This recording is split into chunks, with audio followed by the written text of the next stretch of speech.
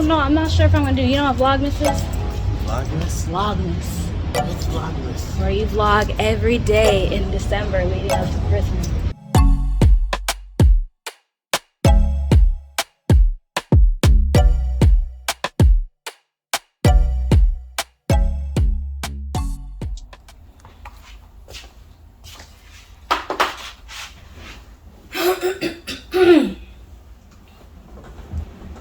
Oh yeah, this feels really nice. Yes. Whew. I left things a little bit too far away from me. Okay. All right, is my hair looking good? Oh. Just ate my hair. I think my glasses need some cleaning and then we're gonna get started. So hi friends, wow, it's been some time. I will get into that after I introduce myself. Welcome to my channel. For those of you who are new here, welcome back. For return viewers, my name is Christelle Salomon. I am a medical student in the United States and I am living with sickle cell disease. Right now I'm taking a medical leave of absence where I am in the process of getting a bone marrow transplant, which is super exciting. So on my channel, you can expect to hear me talk about faith, personal growth, medicine, and advocacy. And right now we're doing this little thing right here, okay? Where I'm calling this a one take wonder because I'm not gonna edit it. So, sorry, you will see me make this face multiple times, and that's because I'm actually in pain right now. I'm not, maybe I'm in the middle of a pain crisis, and maybe this is just a slight exacerbation of the chronic pain that I'm experiencing every single day. There's no telling who, but right now I'm in a lot of pain, which is why I'm not going to be editing. I've taken the past 2 to 4 days off of Vlogmas because I just haven't been able to sit down at my desk and edit because my hip hurts, and it's my hip bone, but really it just feels like my butt hurts, and both my legs hurt and both my arms hurt, and so it's just way too painful for me to be kinked up at the desk like this. I can't do it. So this is what I call my comfy crisis chair. And so I love this chair. I literally got this first year medical school when I started having really long bouts of chronic pain. I think I was going on like 4 months with pain, and I was like, you know what, I am suffering, so let me get myself a little chair. And I would sit in this chair, and I kid you not, I was sitting here all day. I would study in here, I would sleep in here. This is the spot. So this is my comfy crisis chair, and that's where the next few videos will probably be recorded from because y'all don't have the capacity. And so, oh man, I forgot what I was about to say. This is what I was gonna say. Yes, I'm so sorry. This will be left in. I'm not editing. I tell you, I'm not editing. So, dang it, I don't forgot what I was gonna say again. What was I gonna say? Oh yeah, Christy, you have to remember, please, Heavenly Father. Oh yes, so for those of you who are curious about why I'm in pain, or for those of you who know why I'm in pain, because I have sickle cell disease obviously, but you don't know why or how, take a look at my Guess My Diagnosis video. I think that was the second video I ever posted on my channel.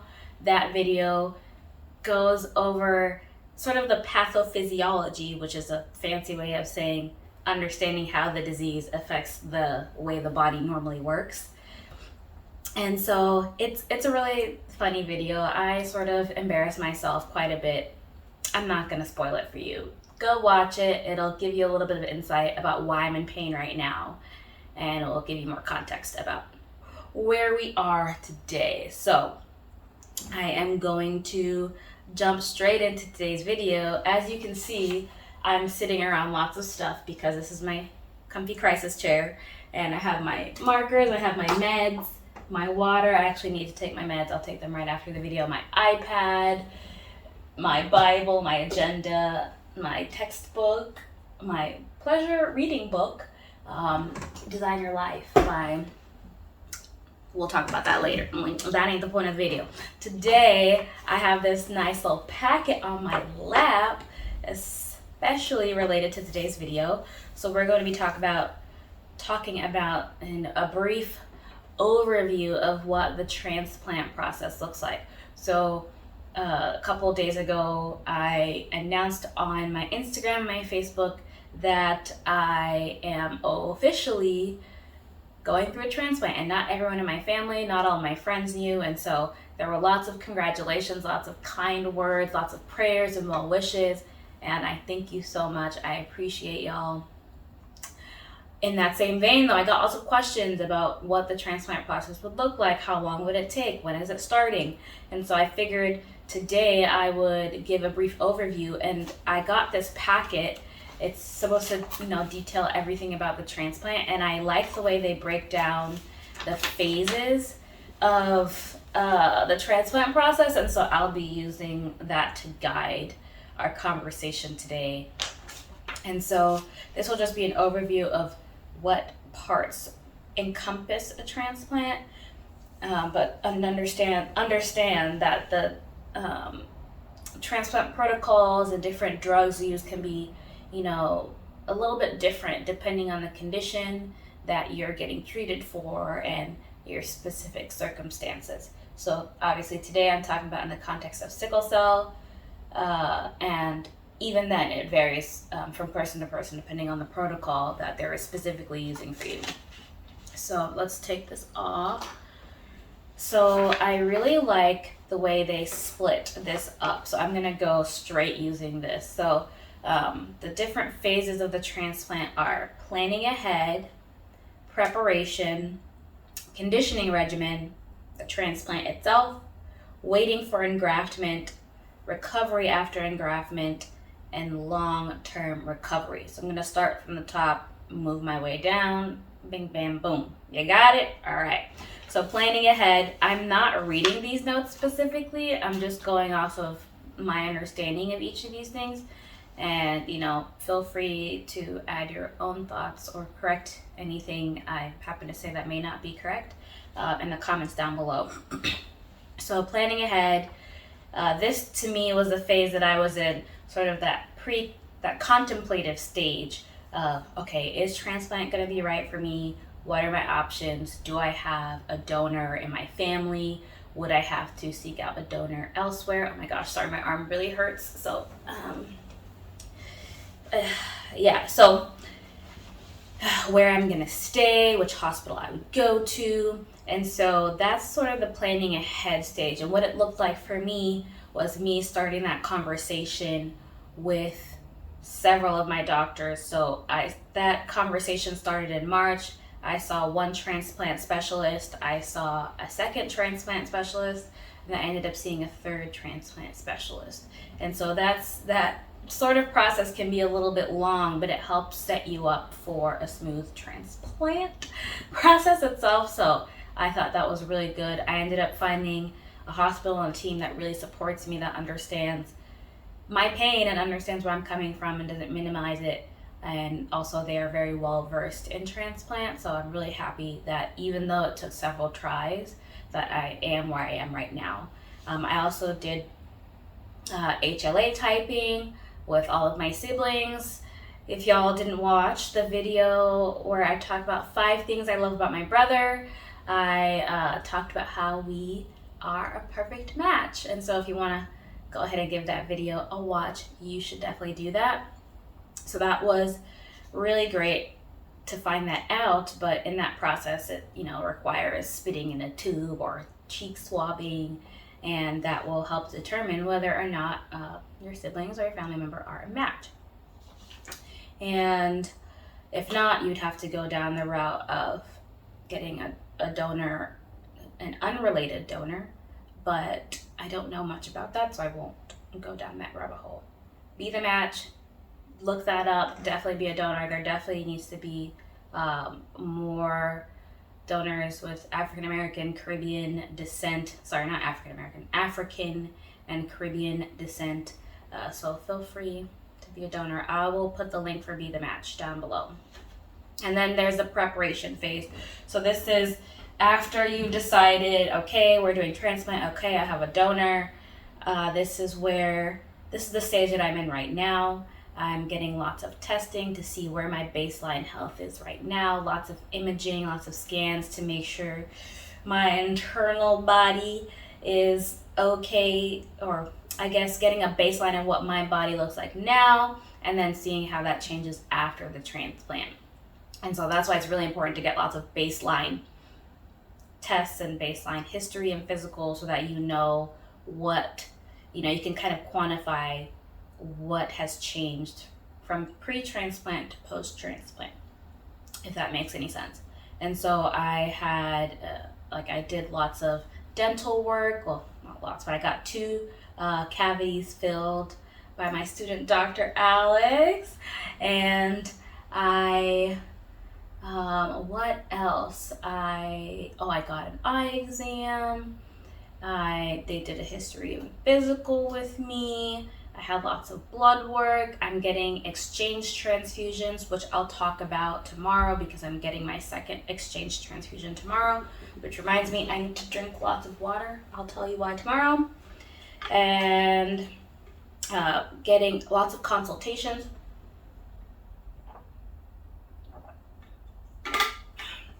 So I'll be seeing radiation oncology on Friday.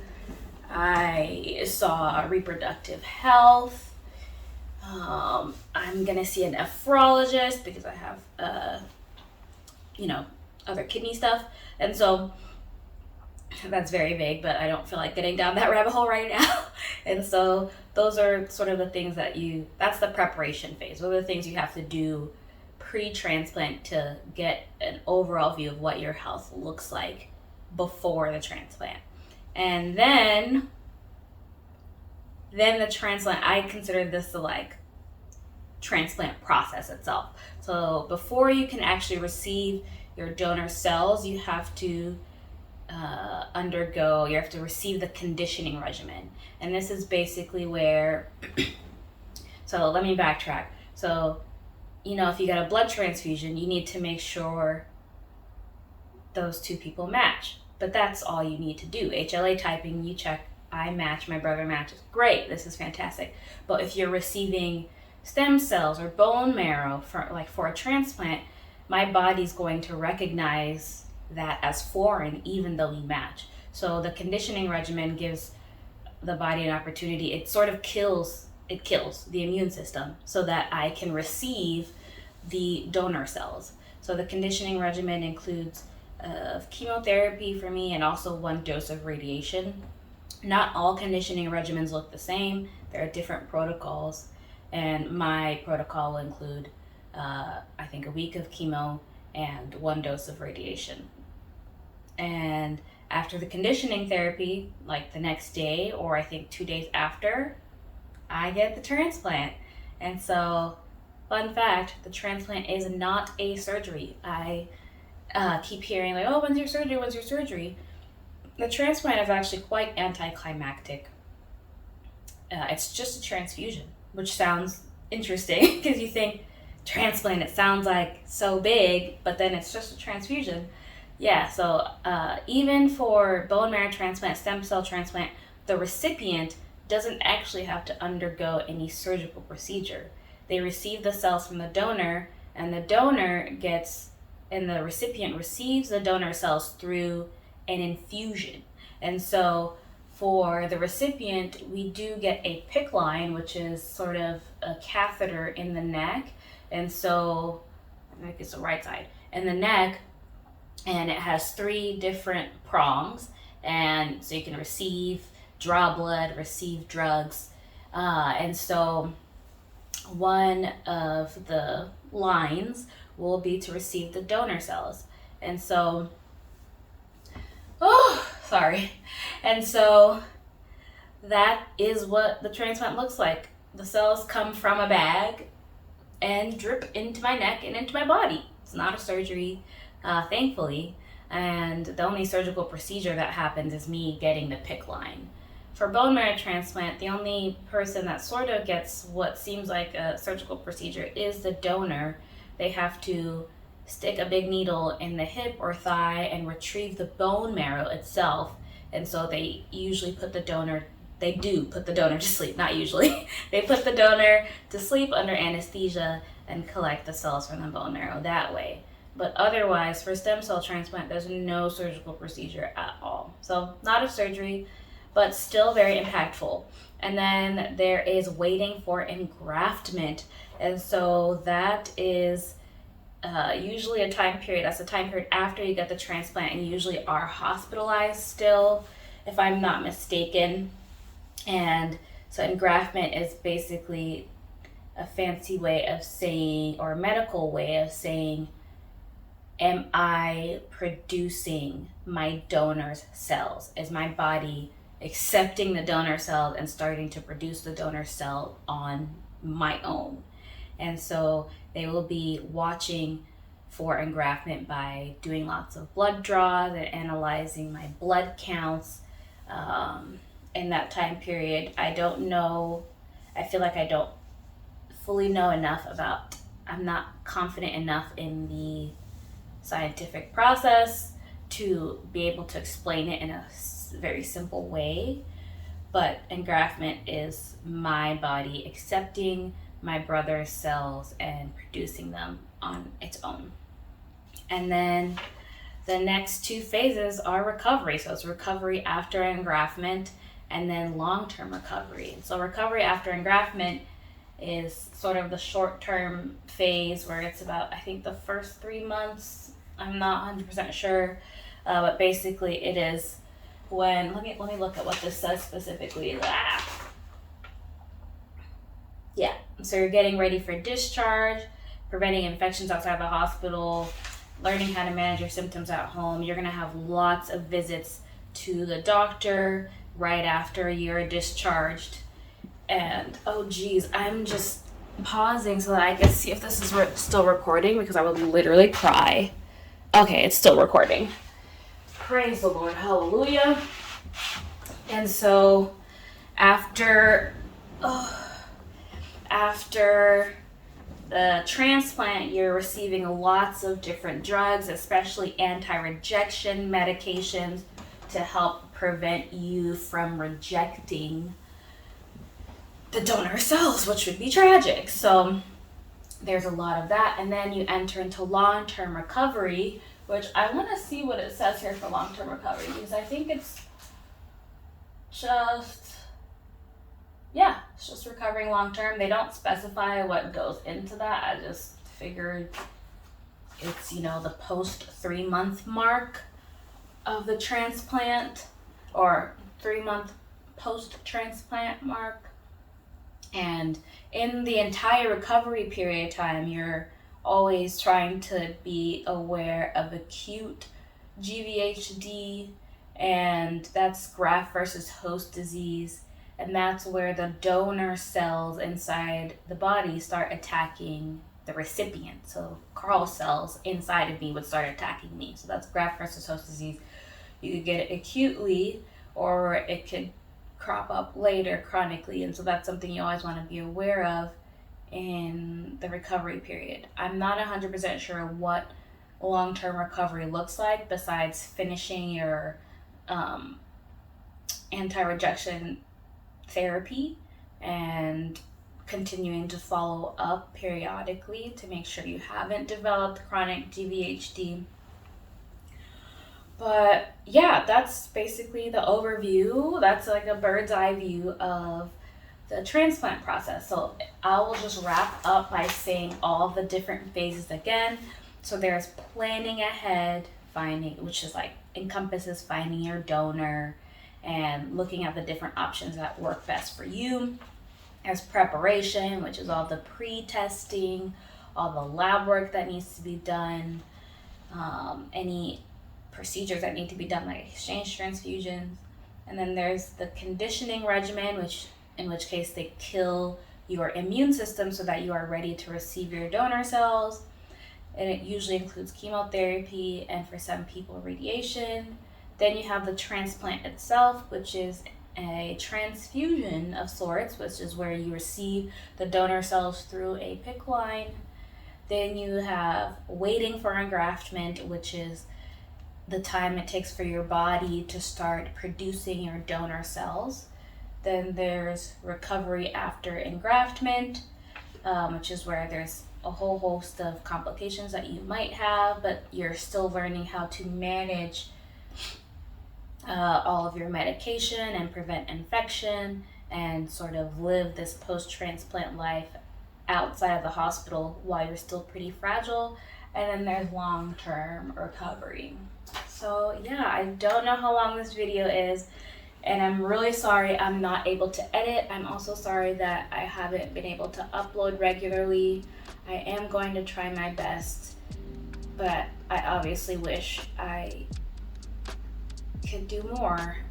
But I'm just trying to be realistic with myself and just give myself grace.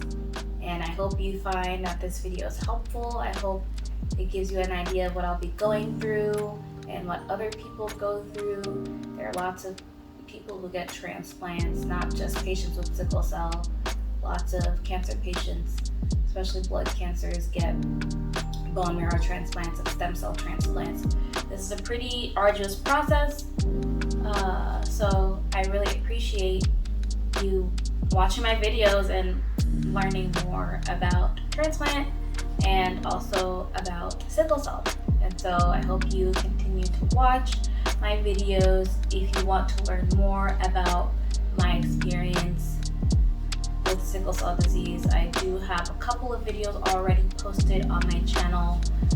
A couple of them are about me receiving a therapeutic drug called Adakveo, also known as crizanlizumab, so you can watch those.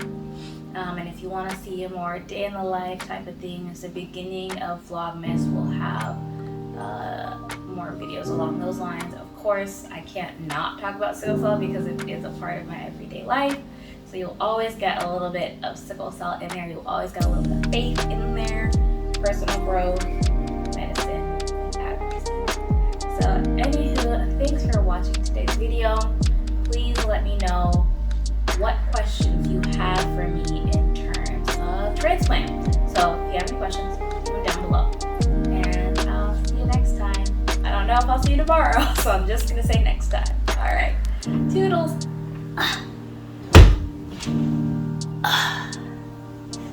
Holy, my body hurts. Oh. Oops, I'm still recording.